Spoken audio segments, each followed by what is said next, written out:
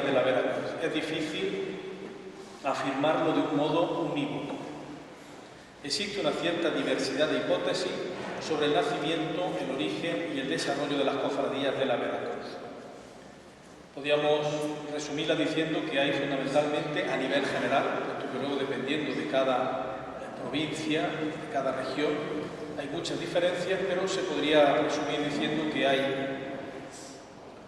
una tesis unicausal, que sería la del padre Juan Meseguer, un franciscano al que luego haré referencia, que vincula el nacimiento de las cofradías de la Veracruz a la predicación de San Vicente Ferrer y el movimiento penitencial que él generó, tanto en Aragón como en los reinos de Castilla.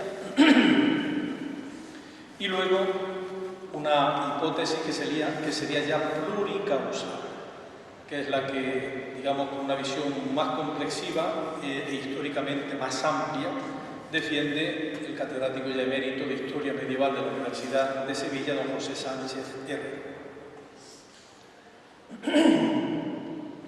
Como saben, Sánchez Herrero ha sido el organizador de los varios congresos, creo que por lo menos 4, pensaba que eran 3, internacionales sobre las cofradías de la Veracruz, un gran conocedor del mundo de las cofradías. Sánchez Herrero sostiene que al menos 2 o 3 fenómenos de orígenes independientes acabaron por converger en el origen de las cofradías castellanas de Semana Santa. Concretamente, alude al culto a la Veracruz en sentido pasionario, la devoción a la preciosísima sangre de Cristo y el movimiento de los disciplinantes.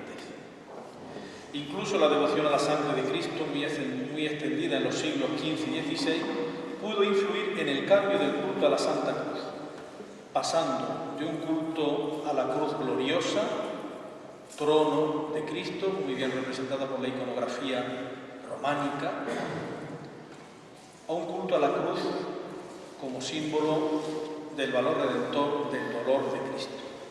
El Cristo sufriente, el Cristo sangrante, del arte gótico, del arte tardogótico, al que luego haremos también referencia. Esos Cristos, hay muchos Cristos, veremos algunos de aquí de la provincia de Jaén ya desaparecidos, que ciertamente impactaban mucho por ese dramatismo de su cuerpo prácticamente destrozado. Es cierto que en la misma espiritualidad cristiana se produjo una evolución en ese sentido. Toda la espiritualidad benedictina, reflejada artísticamente en el románico, presentaba un Cristo más acorde con el Evangelio de San Juan. Es el Cristo que reina en la cruz. Es un Cristo impasible, incluso coronado como rey, con la túnica real. Sin embargo, se produjo una evolución a partir de San Bernardo que luego recogieron y ampliaron los franciscanos. San Bernardo, en uno de sus sermones sobre diversas circunstancias, afirma que solamente encuentra descanso y consuelo escondiéndose en las llagas de Cristo. Es ahí, en esas llagas doloridas, en esas llagas que muestran el amor de Dios y la entrega de su Hijo hasta la muerte y muerte de cruz, donde el fiel puede encontrar la empatía o la compasión de Dios por él, por sus sufrimientos, por su angustia, por su enfermedad, por su muerte. Esa misma dinámica que, como digo, plasma en un primer momento San Bernardo con los cistercienses, luego los franciscanos la hacen suya y la van a potenciar mucho, hasta el punto de que el mismo San Francisco, como sabéis, al final de sus días llega a una identificación con Cristo crucificado tal que recibe los mismos estigmas de Cristo en el monte Alberna, pues apenas unos meses antes de morir.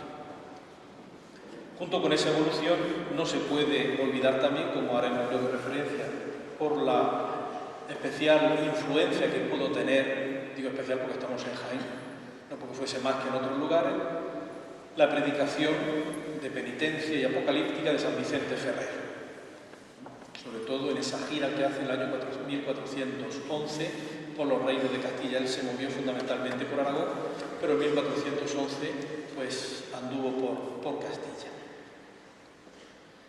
Un estudioso de las cofradías de Aragón, Germán Navarro Espinats, subraya también cómo la corona aragonesa, los reinos de la corona aragonesa, el Principado de Cataluña, el Reino de Aragón, de Valencia y de Mallorca, fueron precisamente los monarcas quienes extendieron mucho la devoción a la Santa Cruz a partir de esa reliquia que recibieron después de la Primera Cruzada.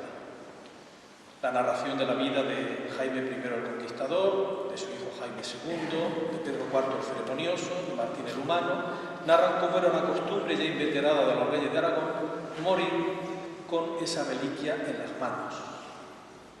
Eso hizo que se venerase mucho la Santa Cruz, pero curiosamente fuese, digamos, no con el título de la Santa Cruz, sino con el título de la sangre con que estas diversas cofradías y esta devoción pasionista se extendió en la corona de Aragón, hasta el punto de que, por ejemplo, todavía en Valencia se mantiene la festividad de la sangre de Cristo que obtuvo para la archidiócesis valentina el arzobispo San Juan de Ribera, que falleció en 1611.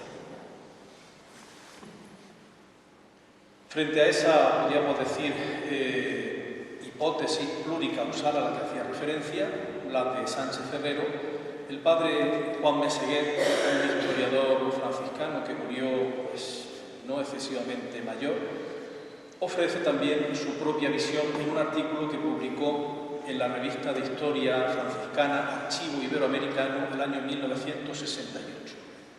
Las cofradías de la Veracruz, documentos y notas para su historia. Para Meseguer, fundamentalmente, el gran influjo o la gran causa del nacimiento de las cofradías de la Veracruz en España es el movimiento de los disciplinantes, pero no de los disciplinantes de primera hora, podríamos decir. En Italia se produjo a partir de 1260 un gran movimiento de disciplinantes que tuvo su origen en la predicación, en la invitación a la penitencia de Fray Rainiero Fasani, un religioso que parece ser que era franciscano, aunque no está claro, que en Perugia, una ciudad al lado, como saben, de Asís, en ese año pues invitó a hacer una penitencia ante lo que él consideraba que eran castigos del cielo por los pecados que se cometían en la sociedad de entonces. Cualquier evento como era una hambruna, una carestía, una peste, se interpretaba como un castigo divino por los pecados. Había, por lo tanto, que expiar de manera, podríamos decir, dolorosa, como Cristo lo hizo en la cruz, de esos pecados, e invitaba a que los fieles lo hiciesen así. El padre Meseguer dice que ese primer movimiento de disciplinantes no tuvo influjo prácticamente en España, pero sí lo tuvo de manera directa un segundo movimiento de disciplinantes que tuvo que ver con una realidad que sí homogenizó a toda Europa, que fue la peste negra. La peste negra que, como saben, la trajeron las ratas en un barco desde Constantinopla, pues prácticamente de 1348 a 1352 hizo que Europa perdiese un tercio de su población. Murieron, no había estadísticas científicas entonces, se calcula, el Papa Clemente VI ordenó hacer una especie de investigación. Se calcula que había unos 60 millones de habitantes en Europa y murieron 20 millones de habitantes. 20 millones de habitantes. Entonces se produjo un fenómeno similar. Ante esa, podríamos decir, catástrofe de tal magnitud, la interpretación providencialista es que se trataba de un castigo del cielo que había que expiar pues, por una serie de pecados que había que expiar de manera, podríamos decir, dolorosa. Y surgieron pues lo que llaman los italianos los battuti. Battere significa golpearse, es decir, los que se golpean. Aquí tenemos un cuadro de Vital de Bolonia, que está en el Museo Vaticano, que se llama precisamente la Madonna dei Battuti.